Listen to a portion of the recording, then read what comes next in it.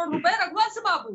तो क्या वो स्पेशल स्टेटस था, स्पेशल पैकेज था? नहीं था। वो एक बेनिफिट एक केंद्र सरकार से लेकर जाते हैं, अगर वहां से मिनिस्टर होते हैं तो अपने स्टेट के लिए कुछ करते हैं। लेकिन बात यहाँ स्पेशल पैकेज कैसे हो गया? क्या किसी और स्टेट में आप उत्तर प्रदेश में, वेस्ट बंगाल में और स्टेट में क्या रोड ट्रांसपोर्ट का काम नहीं होगा? और स्टेट में क्या एक्सप्रेसवे नहीं बनेगा? तो इसकी बात करिए, क्या अदर स्टेट में डेवलपमेंट नहीं होगा? वो अब सिर्फ बिहार के लिए है। और दूसरी बात, 10 सेकंड मुझे दीजिए, 10 सेकंड मुझे दीजिए। इस पे निर्मला सीतारमण जी ने क्लियर कहा है कि ये पैसे जो आएंगे वो एमएनसी के माध्यम से और तरीके से आएंगे, ये केंद्र सरकार के फिस्कल डेफिसिट में नहीं होगा। इसका मतलब नया एशियन डेवलपमेंट बैंक से, वर्ल्ड बैंक से या किसी एमएनसी से इन्हें लोन लेना होगा केंद्र राज्य सरकार को। ये केंद्र सरकार के फिस्कल डेफिसिट में नहीं है, तो इसको आप स्पेशल पैकेज मत कहिए। इसका फिस्कल डेफिसिट देखिए, ये जो एलोकेशन केंद्र सरकार कोई, अच्छा ठीक है राजीव, कुछ चीजें आपने भी थोड़ा सा इधर उधर मिला के बोल दिया है, क्योंकि पर उस पर आऊं उससे पहले राजीव रंजन जी आप क्या कहें? देखिए, मैं एक बात आपको कहना चाहता हूं, ये कई चीजों को इन्होंने जोड़ दिया। देखिए, बिहार में जिन राजनेताओं के प्रयास से पहले भी जो विकास के कार्य हुए हैं, कोई राज्य रातों रात एक विकसित राज्य नहीं बन पाता है। विकास की एक लंबी प्रक्रिया है और बिहार उसका सामना कर रहा है। लेकिन अभी इन्होंने जो मल्टीलैटरल फाइनेंशियल इंस्टीट्यूशंस और पता नहीं फिस्कल डेफिसिट से ये क्या कहना चाहती थी, लेकिन मुझे लगता है कि जो बजट के एलोकेशंस हैं उसमें बिहार के लिए ये सारे ऐलान है। उसके अतिरिक्त जो मल्टीलैटरल फाइनेंशियल इंस्टीट्यूशंस हैं उनके साथ बिहार में विकास की के लिए जो कर्ज की बात होगी तो उसमें गवर्नमेंट ऑफ इंडिया फैसिलिटेटर की भूमिका में होगी, ये उन्होंने कहा, जो हम लोग समझते हैं जी।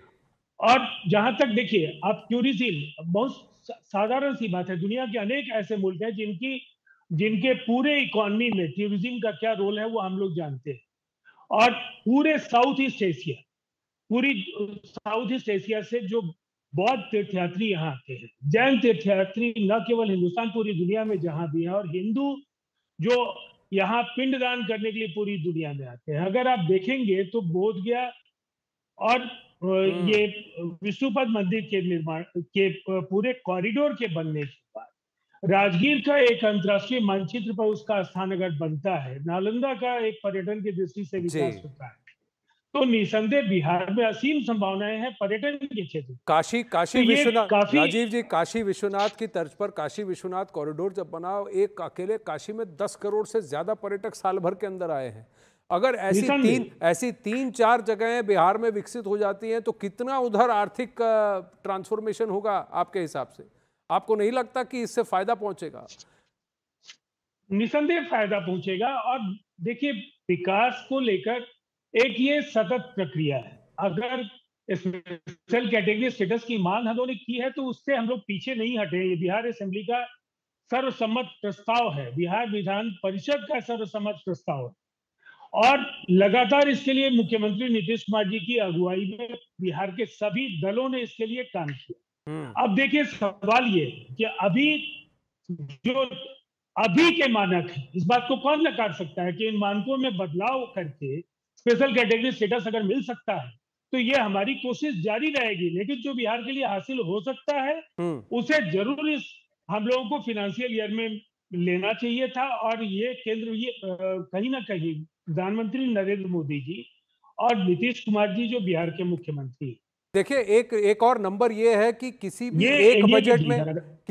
एक बजट में बिहार की तरफ किया गया ये आवंटन अब तक का सबसे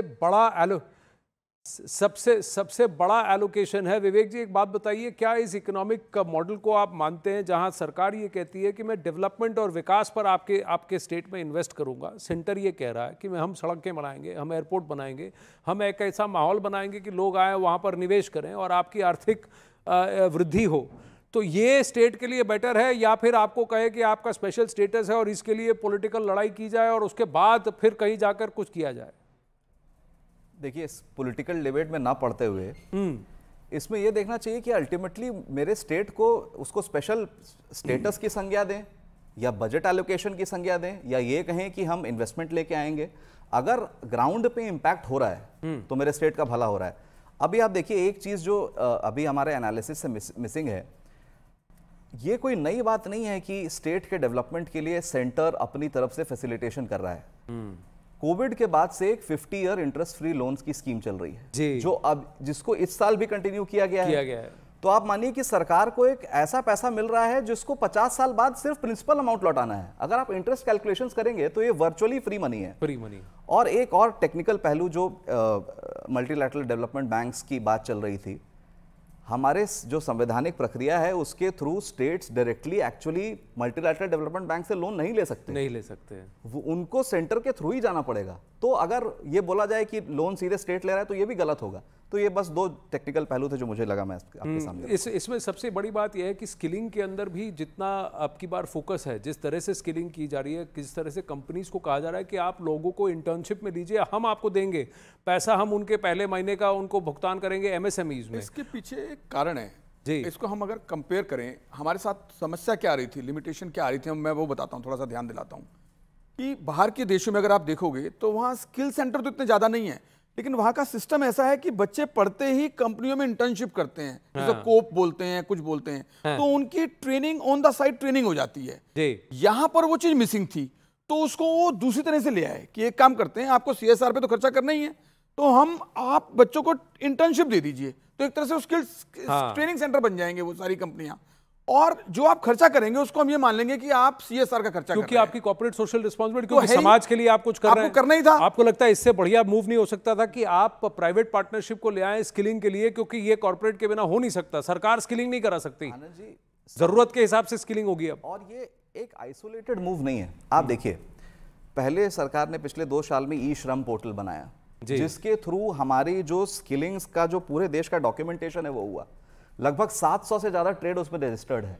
आज वित्त मंत्री ने जो इकोनॉमिक पॉलिसी फ्रेमवर्क की बात की, उसमें भी इसकी चर्चा है कि अब स्किलिंग के हिसाब से, ये इंटर्नशिप के हिसाब से कौन कहां एम्प्लॉयमेंट में जा सकता है, उसके ऊपर सरकार सोच रही है। इसमें एक चीज जो मूलभूत हमें इंडियन इकोनॉमी के बारे में सोचने की जरूरत है कि कई बार हम पर यह आरोप लगता है कि हम जो ग्रेजुएट्स पैदा कर रहे हैं, जो इंजीनियर्स पैदा कर रहे हैं, वो एम्प्लॉयबल नहीं है।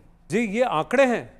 और जब हम आज इंटर्नशिप की बात कर रही है, प्रिसाइजली उसी प्रॉब्लम को सॉल्व करता है। देखिए, आंकड़े ये कहते हैं कि भारत के अंदर 50% से ज्यादा ग्रेजुएट जो हैं वो एम्प्लॉयबल नहीं है, यानी कि उन्होंने जो कोर्स किया है उसकी जगह उसकी जरूरत कॉर्पोरेट को नहीं है, जो काम करवाना चाहता है, जो हायर करना चाहता है, और ये 50% से ऊपर है। सिर्फ 45 या 46% ऐसे ग्रेजुएट हैं जो एम्प्लॉयबल है हमारे देश में आज। तो इसमें अगर ये स्किलिंग वाला काम आता है कि आप रीस्किल हो जाएं, आपको उसमें ट्रेनिंग दी जाए, 5 महीना, 4 महीना, 5 महीने या साल भर की इंटर्नशिप के अंदर आप सीख जाएं, एक और आपका ध्यान दिलाना चाहूंगा, लोगों की लाइफ बन जाए। एक बहुत इंपॉर्टेंट बात बताना चाहूंगा जी। अभी मैं अपने कलीग से सुबह बात कर रहा था बजट से पहले जी, कि MSME सेक्टर्स के लिए इनकम टैक्स में एक रिबेट लेकर आए कि अगर उनकी पेमेंट बड़े उद्योग 45 दिन के बाद अगर टालेंगे, डिले करेंगे, तो उसको टैक्स डिडक्शन नहीं मिलेगी। जी, चंद्रमोहन के पास जाना चाहता हूं पटना में। जी चंद्रमोहन, आपके साथ कौन है? बिल्कुल, देखिए हमारे साथ मौजूद हैं नगर विकास मंत्री हैं, बीजेपी के विधायक भी हैं। ये बताइए कि आज जो बिहार को मदद मिली है